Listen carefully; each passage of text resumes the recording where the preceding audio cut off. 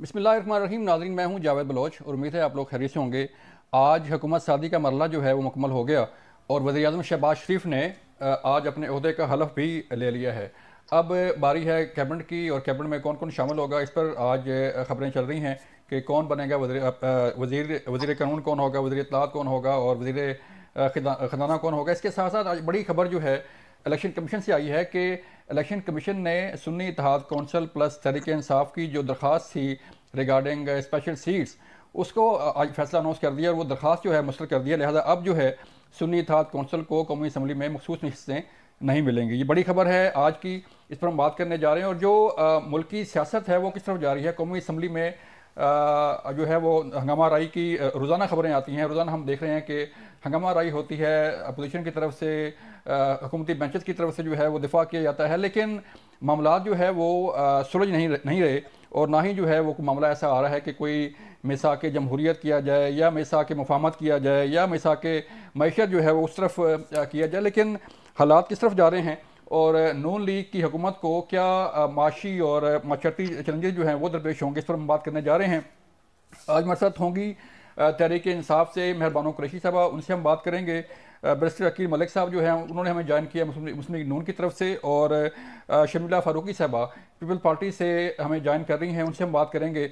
सबसे पहले मेहरबानो, मैं आपकी तरफ आता हूँ कि कौमी असम्बली के ऐवान में जो हंगामाराई हो रही है, जो कल्चर जो है उसको मज़ीद फ़रोग़ दिया जा रहा है, गलम गलोच का और ताने का और चोर चोर कभी किसी को कहा जा रहा है, तो मामलात किस तरफ जाएंगे? क्या कोई ऐसी स्टेज आ सकती है कि अपोजिशन और हुकूमत मिलकर जो है वो कोई कौम का सोचे, मुल्क का सोचे कोई? जी, बिस्मिल्लाहिर्रहमानिर्रहीम, अस्सलाम वालेकुम। सबसे पहले तो आपका बहुत शुक्रिया। देखिए, अगर हम बात करते हैं कि पार्लियामान में जो माहौल है उसके जिम्मेदार कौन है, क्यों है इतनी तलखी हमारी सियासत में और इस वक्त हमारे पार्लियामान के अंदर भी, क्योंकि आपके सामने है कि जिस तरह के एग्जाम लिए जा रहे हैं और जिन्हें सियासी जमातें जो कि जमहूरियत के अलंबरदार हैं वो जिस तरह उसको ढांप रहे हैं, कवर दे रहे हैं, ये जमहूरियत कहीं नहीं पाकिस्तान में इस वक्त।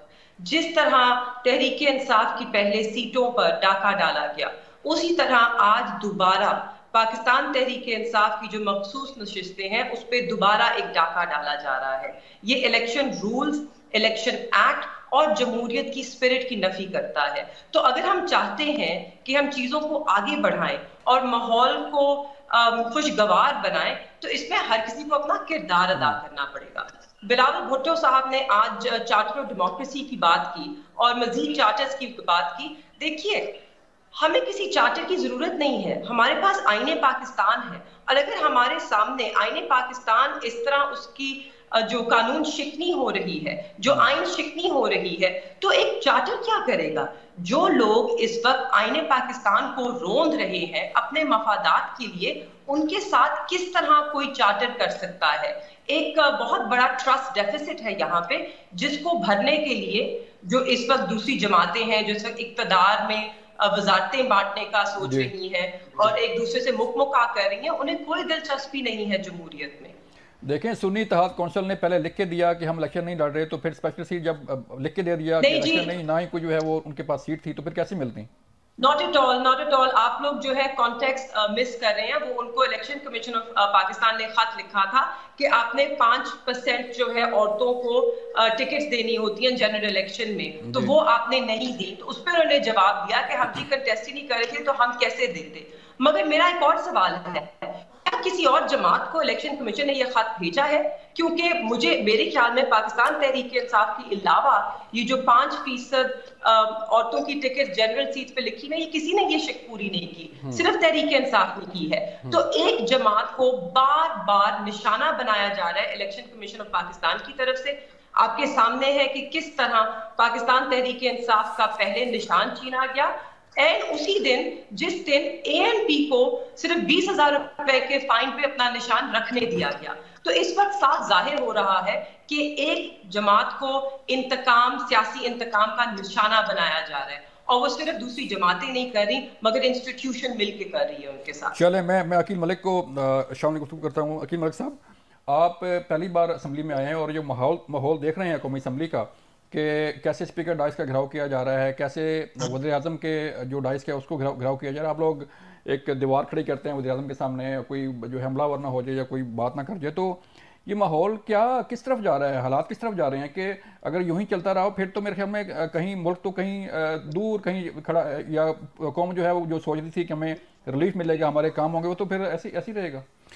بسم اللہ الرحمن الرحیم. جاوید صاحب, سب سے پہلے تو میں میاں محمد شہباز شریف صاحب آپ کے اس پلیٹ فارم سے ملک کے 24ویں وزیر اعظم منتخب ہوئے اور آج ان کی حلف برداری ہوئی, ان کو مبارکباد پیش کرتا ہوں, اور اس کے ساتھ ساتھ پوری پاکستانی قوم کو مبارکباد پیش کرتا ہوں کہ الحمدللہ پاکستان دوبارہ جو ہے ترقی کی راہوں پہ گامزن ہوگا, اور روشنیاں پاکستان کی جو ان کے دور میں لٹی تھیں وہ واپس دوبارہ آئیں گی, اس کی بحالی ہوگی. جہاں تک آپ نے اسمبلی کے ماحول کی بات کی تو یہ بڑا یقین جانے ویری ڈس ہارٹننگ ٹو سی کہ لا میکرز جو لیجسلیٹرز ہیں وہ کس طرح کی حرکتیں وہاں پہ کر رہے ہیں, اور بالخصوص جو اشتعال انگیزی اور جس طرح کی نعرے بازی اور جس طرح کے اقدامات معذرت کے ساتھ سنی اتحاد کونسل والے, بیکاز میں پی ٹی آئی والے نہیں کہوں گا ان کو, بیکاز انہوں نے آلریڈی سنی اتحاد کونسل اپنے آپ کو اس کا لبادہ اوڑھ لیا ہے, اور یہ لوگ یقین جانے کہ وہاں پہ پتہ نہیں کیا کیا چیزیں لے کے آئے ہوتے ہیں, کوئی تمیز نہیں ہے, ایک پورا مچھلی منڈی کا ماحول بنا ہوتا ہے وہاں پہ, اور آوازیں کس رہے ہوتے ہیں, نعرے کس رہے ہوتے ہیں, اور غیر پارلیمانی گفتگو کر رہے ہوتے ہیں, اور بہتان بازی کر رہے ہوتے ہیں. ہمیں ان کے احتجاج سے پرابلم نہیں ہے, ہم کہتے ہیں کہ یہ آئین اور قانون کے دائرے میں رہ کے احتجاج کریں, ہم ان کا احتجاج سنیں گے, ہم یہ ان کو اپوزیشن مانتے ہیں. جب یہ ہمیں حکومت ماننے کے لیے تیار نہیں, جب ہمارے وزیر اعظم کو وزیر اعظم ماننے کے لیے تیار نہیں, تو کیا کر رہے ہیں اس پارلیمان میں بیٹھ کے, ان کا کیا حق بنتا ہے اس پارلیمنٹ میں آ کے بیٹھنے کا.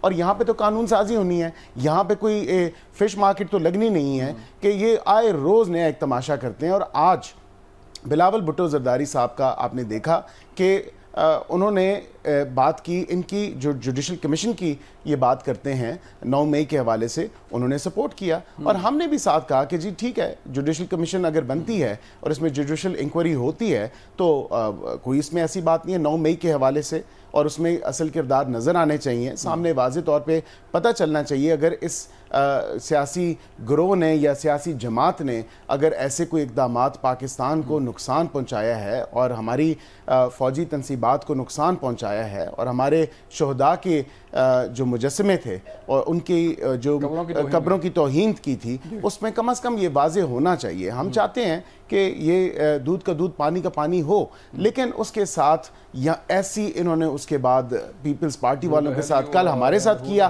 آج پیپلز پارٹی کے ساتھ کیا, مطلب یہ کسی جماعت کے ساتھ چلنے کے لیے تیار نہیں ہے. یہ کہتے ہیں کہ مفاہمت کی بات ہم نہیں کرنا چاہتے. یہ وہی پرویز الہی صاحب تھے جس کو چور ڈاکو پتہ نہیں کیا کیا کہا, اور اس کے ساتھ پنجاب میں حکومت بھی بنائی, مفاہمت کی. شیخ رشید کو دیکھیں وہ چپڑاسی نہ رکھیں, اور آج محمود خان اچکزئی صاحب کو, مطلب ان کی کوئی زبان, کوئی ایک ایسا لفظ, کوئی ایسا حرف اگر آپ بتائیں جس پہ یو ٹرن نہ لیا ہو, تو میں تو یہ یو ٹرن کی جماعت ہے. اور بالکل اگر یہ بات کرتے ہیں, میں تھوڑا سا اس کو کمپلیٹ کر دوں, I just need a minute of your time. جی بالکل, اس سے مجھے تھوڑا سا 1 سیکنڈ دے دیجیے گا.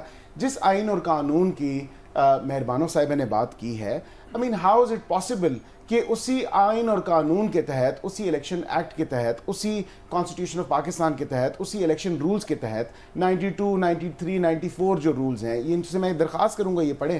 آرٹیکل 51 سب آرٹیکل 4 پڑھیں, اس کے بعد آرٹیکل 224 پڑھیں, اس کے بعد یہ سیکشن 57, 58 الیکشن ایکٹ کا پڑھیں, تو انہیں لگ سمجھ جائے گی کہ جو جماعت جس نے کوئی ایسی لسٹ جمع ہی نہیں کرائی ہو اور جس نے کنٹیسٹ ہی نہ کیا ہو, وہ کس بیسس پہ دے سکتی ہے. میرا مفت مشورہ ان کو یہ ہوگا, میں نے ایک پہلے بھی پروگرام میں بات کی تھی, کہ یہ لوگ جائیں سپریم کورٹ سے اس تمام تر الیکشن ایکٹ, الیکشن رولز اور کانسٹیٹیوشن آف پاکستان کی جو آئینی تشریح ہے, اسٹیچوٹری انٹرپریٹیشن ہے, وہ وہاں سے سیکھ کریں. یہ الیکشن کمیشن کو کہتے ہیں کہ آئین اور قانون کے مطابق آپ فیصلہ نہیں کر رہے, الیکشن کمیشن آئین اور قانون کے مطابق فیصلہ کیا. مہربانوں آپ کا مشورہ سن رہی ہیں. شمیلہ صاحبہ مجھے بتائیے گا کہ آج بلاول بھٹو زرداری صاحب نے قومی اسمبلی میں, آپ بھی تھیں وہاں پہ, انہوں نے ثانیہ 9 مئی پہ جوڈیشل کمیشن بنانے کا جو ڈیمانڈ کی ہے, اور یہی ڈیمانڈ ہے تحریک انصاف کی بھی, سنی اتحاد کونسل کی.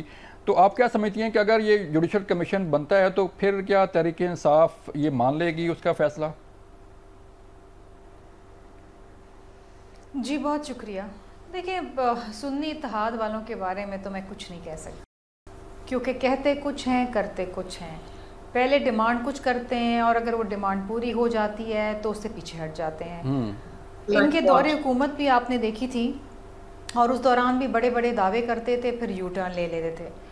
جہاں تک ہمارا تعلق ہے، ہم چاہتے ہیں کہ جوڈیشل کمیشن بنے، 9 مئی کے واقعات کے جو مقدمات ہیں ان کو دیکھا جائے. جو اس میں ملوث ہیں ان کو ضرور قانون کے مطابق سزا دیں اور جو ملوث نہیں ہیں ان کو پھر رہا کر دیں. دیکھیے اس ملک کے اندر کوئی نہ کوئی قانون تو رائج ہونا چاہیے نا. میں نے قید و بند کی صحبت برداشت کی ہے تو مجھے اندازہ ہے کہ جو خواتین بند ہیں ان کے گھر والوں پہ کیا گزر رہی ہوں گی، اور ایک خاتون کے لیے، ایک عورت کے لیے جیل کی سلاخوں کے پیچھے رہنا کتنا مشکل ہے، خاص طور پہ اگر وہ ماں ہے، کسی کی بیٹی ہے، کسی کی بیوی ہے.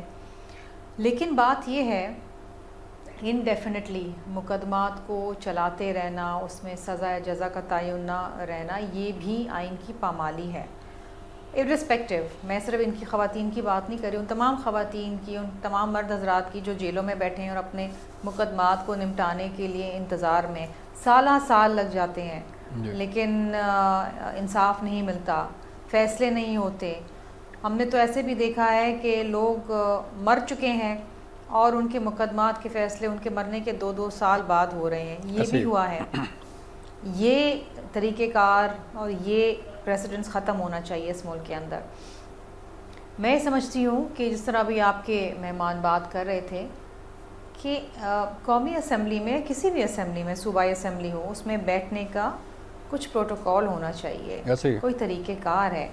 پہلے دن جب ہم آئے تو ہمیں رولز آف بزنس کی بک دے دی گئی، ہم نے تو پڑھی اور ہم اس کے مطابق بھی چلنے کی کوشش کر رہے ہیں. لیکن سنی اتحاد والے نہ اسے پڑھیں گے، نہ وہ پڑھنا چاہتے ہیں، نہ وہ سمجھنا چاہتے ہیں. آج پھر ہمیں رول 30 جو ہے رولز آف بزنس کا، اس کا الگ سے فوٹو اسٹیٹ بنا کے وہ سب کو دیے گئے کہ وہ دوبارہ دیے قومی اسمبلی میں بات کرنے کا کیا طریقہ ہے، کیا بات کر سکتے ہیں، کیا بات نہیں کر سکتے، ہلڑ بازی نہیں کر سکتے، شور شرابہ نہیں کر سکتے، گالم گلوچ نہیں کر سکتے، and so forth. لیکن اس کو ماننے کو کون تیار ہے؟ جس آئین کو لے کے یہ اسمبلی میں آئے ہیں اور جس کی یہ دہائیاں دیتے ہیں، اسی آئین، اسی پارلیمان جس نے وہ آئین دیا ہے اس کی پامالی کرتے ہیں، اس کی تصحیح کرتے ہیں. سو یہ طریقہ کار غیر سنجیدہ اور غیر پارلیمانی ہے، افسوسناک ہے. میں نے اپنی زندگی میں اتنی گندی اور ننگی گالیاں نہیں سنی جتنی میں نے اس ایوان کے اندر سنی، اور مجھے افسوس ہے. میں سمجھتی تھی کہ سینئر سیاست دان ہیں، پڑھے لکھے ہیں، کوئی بیرسٹر ہے، کوئی فلاں ہے، کسی کا تیسرا ٹرم ہے، کسی کا دوسرا چوتھا ٹرم ہے. میں تو پہلی دفعہ آئی ہوں، میں نے سوچا تھا میں ان سے سیکھوں گی، لیکن مجھے لگتا ہے کہ شاید ان کو خود سیکھنے کی ضرورت ہے. ٹھیک ہے، تو مہربانوں آپ بتائیے گا. سوری مجھے بریک کے لیے کہا جا رہا ہے، میں آتا ہوں بریک کے بعد، تو پھر چلتے ہیں مہربانوں کوشش کے پاس اور ان سے پوچھتے ہیں کہ ماحول کو ٹھنڈا کرنے کا کوئی حل بھی ہے کہ نہیں. ملتے ہیں بریک کے بعد.